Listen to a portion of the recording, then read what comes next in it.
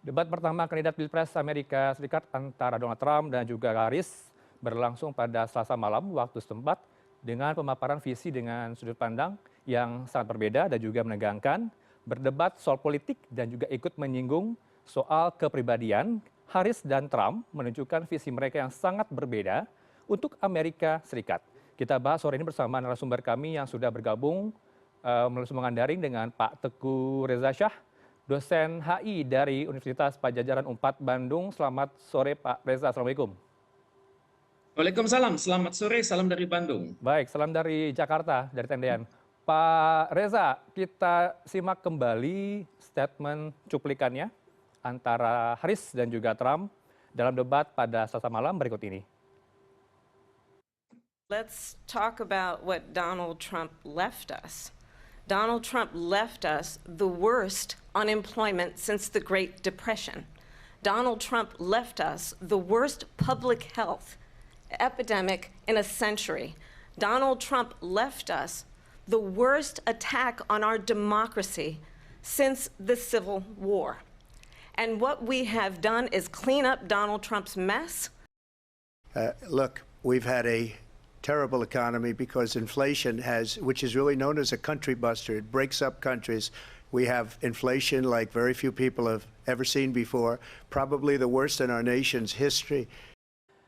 Ya, Pak Reza, berjabat tangan boleh sebelum debat, tapi kalau soal konten debat dan juga saling berargumentasi masing-masing tentu juga sangat sengit begitu ya. Respon Anda dulu soal statement tadi keduanya.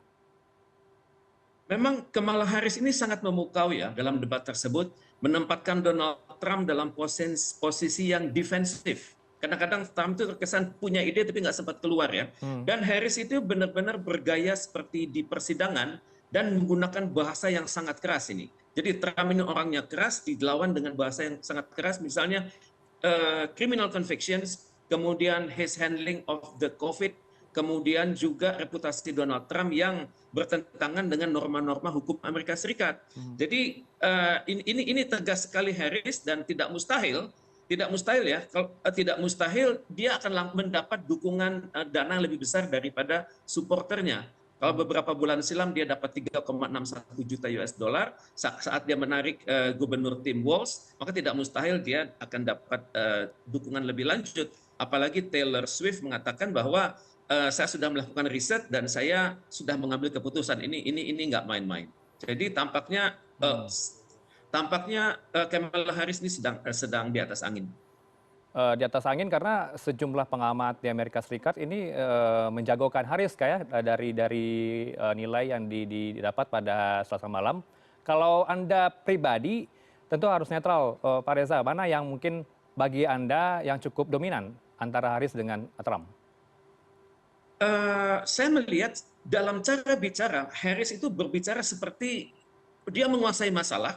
Memang dia saat ini memiliki data informasi yang luar biasa, dan dia dengan latar belakang ahli hukum itu benar-benar menempatkan diri pada posisi seorang pelaku hukum gitu. Jadi kombinasi hakim, kombinasi jaksa, kombinasi pembela itu ada pada Harris malam itu gitu. Dan dia benar-benar sangat teatrikal dalam menggunakan kata-kata kunci.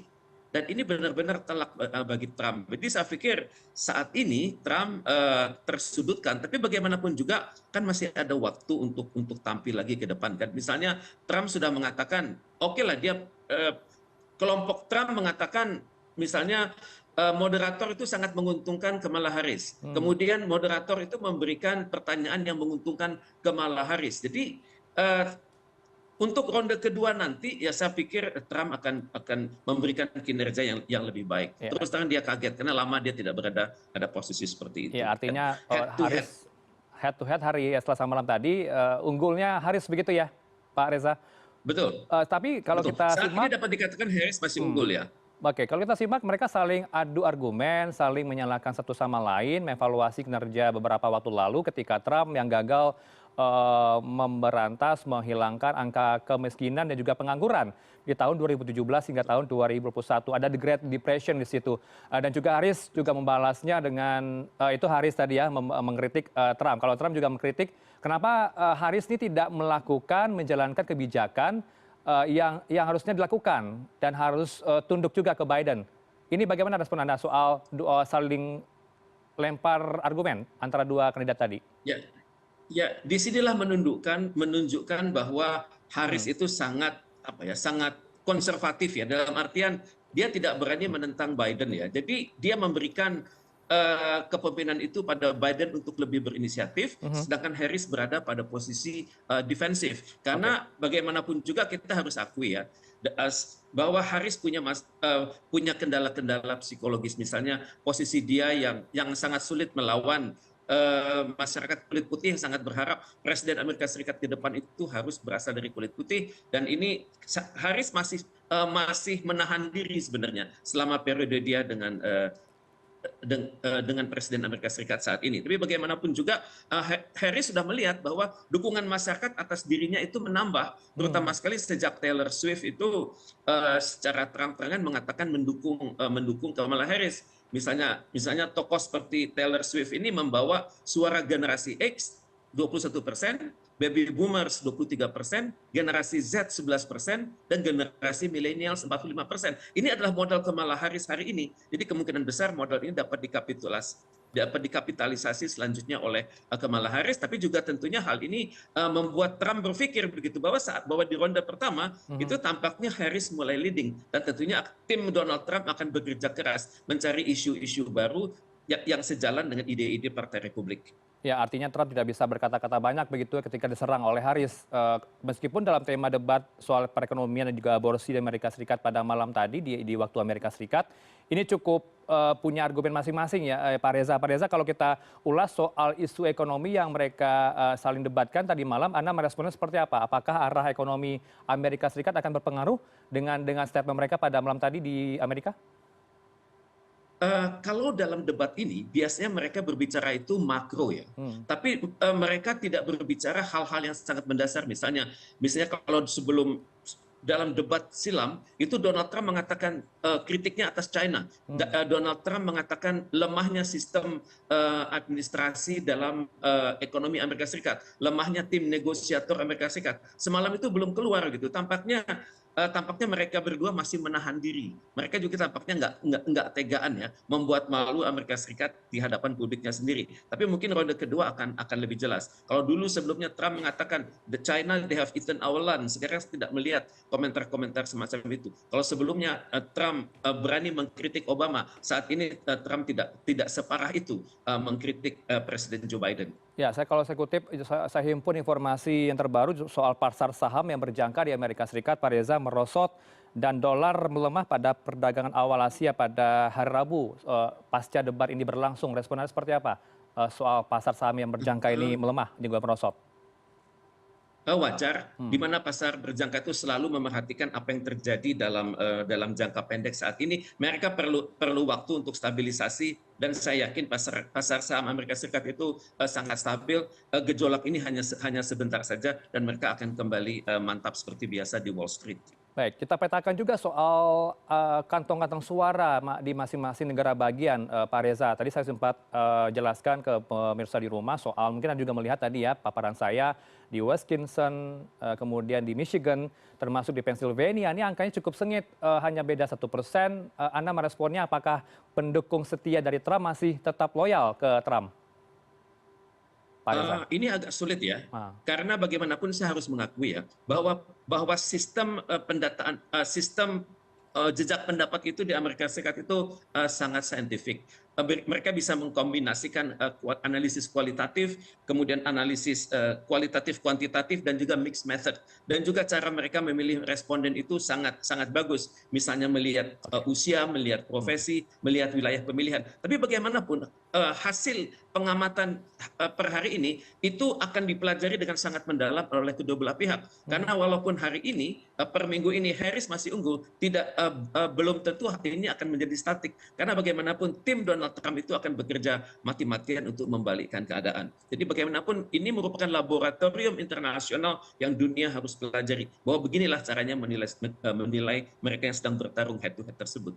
Baik, masih ada para loyalis dari para pendukung Trump begitu ya, Pak Haris. Kita masuk ke ranah yang lebih spesifik lagi terhadap Indonesia. Apa untung ruginya bagi kedua tokoh ini terhadap Indonesia? Masing-masingnya secara langsung maupun tidak langsung, Pak Reza.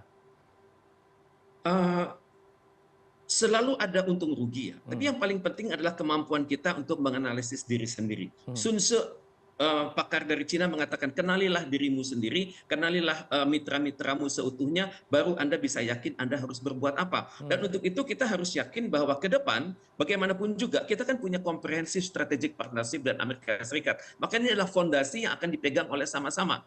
Di mana bagaimanapun juga walaupun Partai Demokrat yang menang, Partai Republik menang, mereka tetap dengan idealisme dari partai mereka, tapi mereka juga sadar bahwa untuk hubungan bilateral dengan Indonesia itu ada framework yang harus disepakati bersama. Masalahnya adalah mampukah kita mengkondisikan agar kepentingan nasional kita itu sama dengan Amerika Serikat. Dan ini yang berat. Maka untuk itu dialog terus-menerus dan pemerintah Amerika Serikat harus dijalankan terus di level legislatif, di level eksekutif, di level media massa, di level istilahnya multi track dengan Amerika Serikat. Karena bagaimanapun juga faktor individu itu sangat penting. Dan juga ke depan kita belum tahu apakah mereka akan menerapkan aturan-aturan baru sehubungan dengan trade war, dan juga apakah mereka akan galak di Laut Cina Selatan. Baik, Pak Reza, terakhir ini kan dikhawatirkan oleh teman-teman di KOR ya, pengamat ekonomi, analisis dari ekonom, menyebutkan kalau Trump terpilih dikhawatirkan ada kekhawatiran dari emerging market di Indonesia. Karena kalau kita bicara soal ekspor Indonesia ini kan banyak ke China. Sedangkan Trump sendiri membatasi kebijakan untuk masuknya barang dari China ke Amerika Serikat. Tentu ekonomi China menurun dan juga berdampak kepada ekspor dari Indonesia ke China, Pak Reza. Tapi kalau jika terpilih nanti Haris, ketidakpastian ekonomi global ini masih sangat tipis rasanya, masih bisa diharapkan karena ekonomi global ini masih bisa dilanjutkan ketimbang transisi ke pemerintahan dari Biden ke arah Trump. Terakhir untuk pertanyaannya, Pak Reza. Bagaimanapun kita harus selalu waspada ya, karena saat ini dunia itu kan sangat terpengaruh oleh pertumbuhan ekonomi Cina yang sangat fantastis. Saya perhatikan secara hitung-hitungan dari Kementerian Luar Negeri Amerika Serikat, itu Amerika Serikat plus Uni Eropa baru secara ekonomi lebih unggul daripada Cina, itu pun tahun 2030 mendatang. Kemudian pada saat yang sama kita juga harus mewaspadai, jangan sampai kita terjebak dalam rivalitas global Amerika Serikat dengan Cina. Makanya yang terbaik bagi Indonesia adalah terus melakukan pembangunan dalam negeri, terus membuktikan kepada dunia bahwa kita bergerak sesuai dengan prinsip-prinsip keterbukaan dan juga keberlanjutan. Terima kasih untuk analisa Anda pada sore menjelang malam pada hari ini. Bersama kami di Newsroom ada Pak Teguh Reza Shah, dosen Hubungan Internasional Universitas Padjadjaran Bandung. Selamat malam, Assalamualaikum.